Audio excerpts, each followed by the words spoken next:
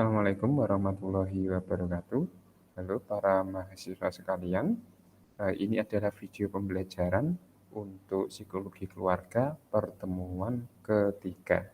Pada video pembelajaran kali ini kita akan belajar mengenai teori segitiga cinta Sternberg.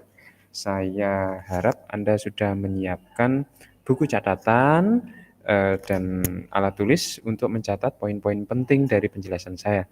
Karena pada video pembelajaran ini saya hanya menuliskan poin-poin pentingnya saja. Sedangkan detailnya ada pada audio atau lisan yang saya rekam pada video ini tentu saja. Nah, teori segitiga cinta Sternberg ini adalah teori yang biasa dipakai ketika kita belajar mengenai apa itu cinta secara ilmiah. Nah, jadi pokok bahasanya adalah cinta. Cinta. Menurut menurut teori segitiga cintanya Sternberg, ya, itu terdiri dari 3 aspek. Cinta itu terdiri dari 3 aspek. Pertama adalah aspek hasrat. Hasrat adalah keinginan untuk memiliki, nafsu, asmara. Ketika Anda naksir kepada seseorang dan Anda menginginkan dia menjadi pasangan, menjadi pacar, menjadi istri suami Anda, maka itu adalah hasrat. Nah, cinta yang dasarnya adalah hasrat disebut sebagai cinta yang membara. Contohnya ketika Anda bertemu dengan orang yang Anda taksiri, Anda naksir kepada seseorang dan Anda berhadapan dengannya, ada degup-degup jantung yang semakin cepat di dalam dada Anda.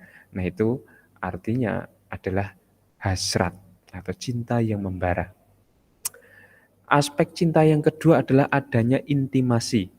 Intimasi itu adalah ikatan emosional, rasa keterdekatan atau rasa yang dekat, dan juga ada kepercayaan, ada keterbukaan kepada pasangannya itu.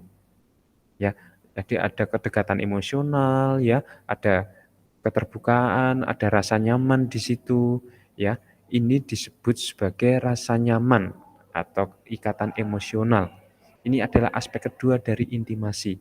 Kalau Anda dekat dengan orang yang Anda cintai, Anda merasa nyaman. Anda merasa ada ikatan emosional dengannya. Anda merasa kalau jauh-jauhan dengan dia itu Anda merasa tidak nyaman. Ya, kalau dengan orang yang Anda cintai, Anda itu merasa terbuka dan enak untuk cerita apa saja dengannya. Itu adalah bagian dari intimasi. Hal-hal yang rahasia dengan orang tersebut menjadi tidak rahasia karena Anda merasa nyaman. Kemudian, aspek yang ketiga dari cinta adalah komitmen.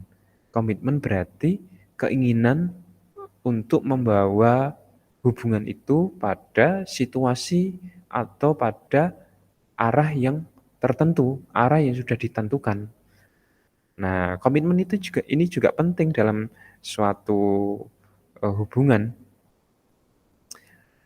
Sehingga ada lagu kan, mau dibawa kemana hubungan kita. Nah, ada lagu kan kayak gitu kan. Nah, itu komitmen mau dibawa kemana hubungan kita. Sorry kalau suara saya jelek. Nah, namun cinta kalau hanya berdasarkan komitmen saja itu disebut sebagai cinta hampa.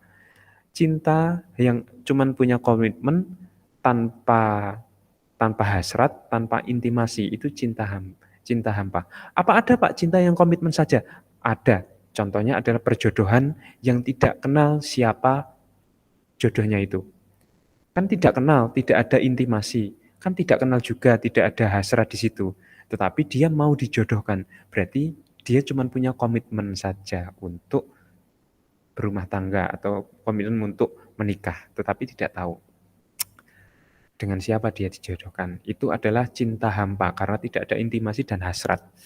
Terus juga kalau cinta yang membara saja, cinta yang cuma berdasarkan hasrat saja, ya ini cuma cuman nafsu saja ini ya, cuman pengen cuman pengen memiliki tetapi tidak ada intimasi ya, tidak kenal, juga tidak ada komitmen untuk melanjutkan hubungan ke tingkat yang lebih serius. Con contohnya ya kalau misalnya Anda apa namanya, Anda naksir seseorang ya, tetapi Anda tidak kenal orang itu dan Anda tidak punya komitmen untuk mendekati orang itu, tidak punya komitmen untuk apa namanya, menjadikan orang itu sebagai pacar Anda. Jadi Anda itu hasratnya itu cuman hasrat Anda saja gitu ya. Atau cinta yang cuman intimasi saja itu ya cinta yang cuman kedekatan emosional saja. Anda merasa nyaman dengan seseorang, tetapi Anda tidak memiliki hasrat untuk memilikinya. Anda merasa nyaman dengan seseorang, tetapi Anda tidak menginginkan dia menjadi pacar Anda. Anda merasa nyaman dengan seseorang, tetapi Anda tidak punya komitmen dengan dia kalau kalian itu adalah pasangan. Itu hanya sekedar rasa nyaman saja. Nah, ini adalah aspek-aspek dari cinta. Kemudian kita akan melihat bahwa cinta itu tidak selalu sempurna. Ada juga bentuk-bentuk cinta yang tidak sempurna. Contohnya adalah cinta yang tanpa komitmen. Cinta yang nggak ada komitmennya, nggak ada statusnya, tidak ada arah kemana tujuan untuk mencintai. Cuman ada hasrat, ya, cuman ada hasrat dan juga ada intimasi. Cuman ada perasaan untuk memiliki, keinginan untuk memiliki, cuman ada nafsu dan ada kedekatan emosional. Jadi saling mencintai, saling ingin memiliki dan saling memiliki kedekatan emosional, saling dekat, saling terbuka, saling nyaman satu dengan yang lain, tetapi tidak ada komitmen di sini. Ini disebut sebagai cinta romantis. Ini contoh dari cinta-cinta romantis ini ya cintanya orang yang pacaran. Saya sebut pacaran ini sebagai cinta romantis karena tidak ada komitmen. Saya sebut komitmen itu kalau misalnya sudah sah menikah. Itu saya baru melihat itu sebagai komitmen. Tapi kalau pacaran dan belum sah sebagai suami dan istri, yaitu cinta romantis saja. Contoh yang lain, kalau misalnya anak-anak sekarang itu pacarannya, hubungannya itu aneh-aneh. Ada teman tapi mesra atau friends with benefit. Sama aja kan teman tapi mesra. Terus kemudian juga ada yang hubungan tanpa status. Terus ada lagi yang apa namanya, mutualan. Mutualan, mungkin sama kayak ini. Aneh-aneh sekarang, apa namanya, cinta romantis anak sekarang. Nah, tapi contoh yang paling ekstrim dari cinta romantis ini saya kira adalah cohabitation. Cohabitation, apa itu? Kumpul kebo. Cohabitation, itu cinta romantis. Orang kumpul kebo itu cinta romantis. Orang kalau kumpul kebo itu ya sama-sama suka, sama-sama senang, mereka hidup dalam satu rumah, dalam satu atap, mereka berhubungan suami istri, bahkan sampai punya anak, ya, sampai bertahun-tahun, ya, dan mereka saling mencintai, tetapi mereka di situ tidak ada komitmennya, nggak jelas. Jadi kapan saja mereka apa kapan saja mereka ingin putus ya udah putus saja. Itu fenomena yang luas terjadi di negara-negara barat. Cohabitation. Terus kemudian ini adalah contoh dari cinta yang romantis ya. Nggak ada komitmennya. Ada juga cinta yang tidak lengkap karena tidak ada hasrat. Hanya ada